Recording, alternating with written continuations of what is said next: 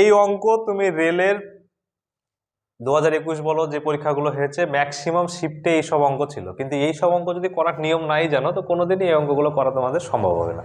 কিন্তু আমরা খুব সহজেই এই অঙ্কগুলোর মান বের করতে পারি। ক্যালকুলেটর বিহীন এইসব অঙ্কের মান বের করতে গেলে তোমাকে অনেকটাই মানে কি বলবো সময় সাপেক্ষ ব্যাপার। তুমি একটু ভালো করে দেখো কি আছে √45 এবং √125 যেগুলো দেওয়া থাকবে তাদের ফ্যাক্টরগুলো খুব সাধারণভাবে প্রত্যেকেরই ফ্যাক্টর থাকবে। যেমন কি এখানে 45 আছে, 45কে যদি ভাঙি আমরা তাহলে একটা 5 9 45, 9 হচ্ছে 3-এর রুট, তার মানে এখানে 3√5 এই 45 মানে, আর 125 মানে কত 5√5। এটা তোমরা রাপে ভেঙে নেবে, 125কে ভাঙলে 3 5 পাবা, রুট থেকে আমরা জানি ডবল থাকলে একটা বেরিয়ে যায়।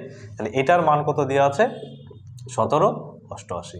এখান থেকে কি পাচ্ছি আমি, এখান থেকে 3টা এখানে 5টা, মানে 8টা √5 মান হচ্ছে 1788।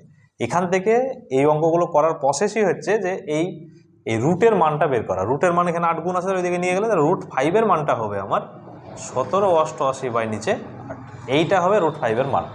ওইদিকে যাই কাটাকাটি করে পরে দেখবো, এখন কাটাকাটি না করাই ভালো। এটার মান বের করতে দিয়েছে, এটার মান হচ্ছে 180 + 80। 180 মানে হচ্ছে 80কে যদি ভাঙি আমরা, তুমি ভালো করে লক্ষ্য করে দেখো এই 5-এর ফ্যাক্টরই কিন্তু ভাঙবে, কারণ 5 একটা মিডলে থাকবে তবেই। 5 দিয়ে যদি ভাঙি 5 36 180, 5 36 কত হয় 180, তাহলে 36 মানে 6, তাহলে 6√5। এখানেও তাই 5-এরই থাকবে, 5 16 80, তাহলে 16 হচ্ছে 4-এর, তাহলে 4√5। কারণ 5 থাকতেই হবে, না হচ্ছে তো অঙ্ক কোনোদিনই দিবে না, বা দিবে না মানে হবেই না। কারণ এখানে যদি √5-এর বার হচ্ছে, এখানে √3 থাকে এখানে, তাহলে মান তো হচ্ছে না।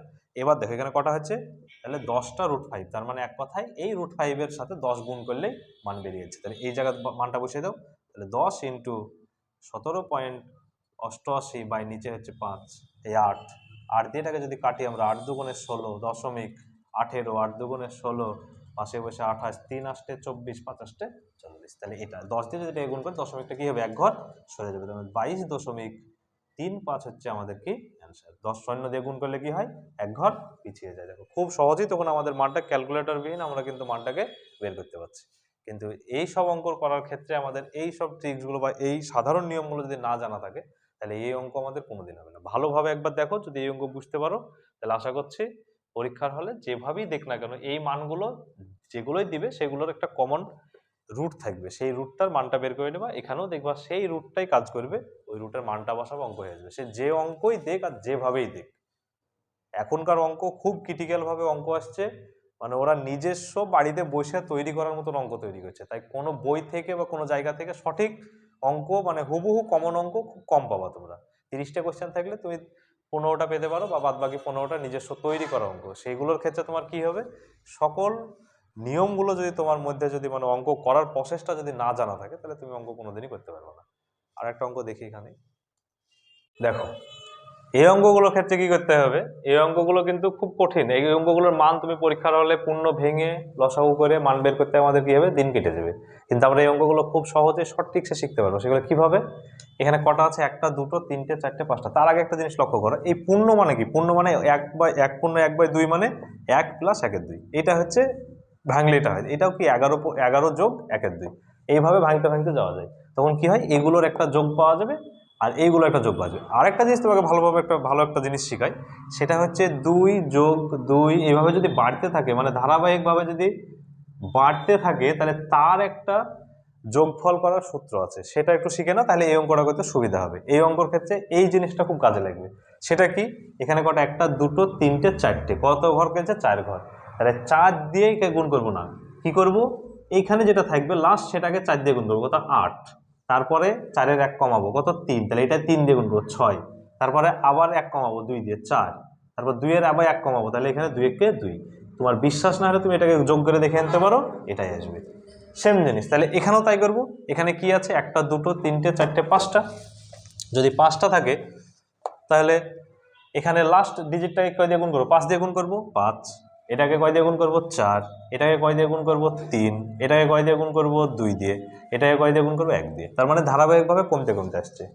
এটা মানে কিসের যোগ হলো, এটার এটার এটার এটার এটার, এই 3টের যোগ আমরা এটা পেলাম। এবার দেখো কি করতে হবে, তাহলে বাকি এখনো কি কি আছে, এখানে হাফ, এখানে হাফ, এখানে হাফ, এখানে হাফ, এখানে হাফ, তাহলে কটা হাফ বাকি আছে, 5টা হাফ। 5টা হাফ মানে আমরা কি জানি, 2.5। তাহলে এখানে 2.5 এই দুটোকে যোগ করে দেবো, আমাদের অ্যান্সার হয়ে গেল। তাহলে 5 7 4 3 2 1। তাহলে এটা যদি তোমার ক্লিয়ার হয়ে থাকে তাহলে তুমি এটা নিশ্চয়ই করতে পারবা। কিভাবে? এখানে কটা, একটা দুটো তিনটে চারটে, চারটে মানে এখানে গুণ করবো 4 দিয়ে, এটাকে 4 দিয়ে যদি আমি গুণ করি 3 4 12 2, হাত থেকে কত 1, তার থেকে 1 ঘর কমাবো, 4 দিয়ে গুণ করবো, এই 3 দিয়ে গুণ করবো, 3 তিরিক্ষে 9, আর হাতের আগে কত 0, আবার 1 কমাবো এখানে 2 দিয়ে, 3 দুগুণে 6, আর হাতের আগে 7, আর 3 একে 3, এটা পেলাম আমি, এই 3 একে, হ্যাঁ 3 একে 3 এটা পেলাম। আর এখানে 1-এর 3 1-এর 3 1-এর 3 1-এর 3, এই চারটে 1-এর 3 যোগ করলে কি হবে 4/3। তাহলে যোগ 4/3 করে দেবো, আমাদের অ্যান্সার কি হবে। এটা তোমরা অবশ্যই নিজে যোগটা করে নেবে। তাহলে অবশ্যই তোমাদের এটা ক্লিয়ার হয়েছে। শুধুমাত্র আমাদের এই জিনিসটা আমাদের জানতে হবে, এটা তোমরা জেনে নিও, কারণ এটা খুব একটা সাধারণ ট্রিক্স, যেটা ক্ষেত্রে তুমি যত বড়ই হোক না কেন, যত বাদ যাবে সেখান থেকে ধারাবাহিকভাবে কমাতে কমাতে গুণ করতে করতে চলে আসবা, দেখবা ওটার মান বেরিয়ে যাচ্ছে। তাহলে আমরা এখানে এই একটা অঙ্কতেই কিন্তু 3-4 রকমের আমরা ট্রিক শিখে নিলাম।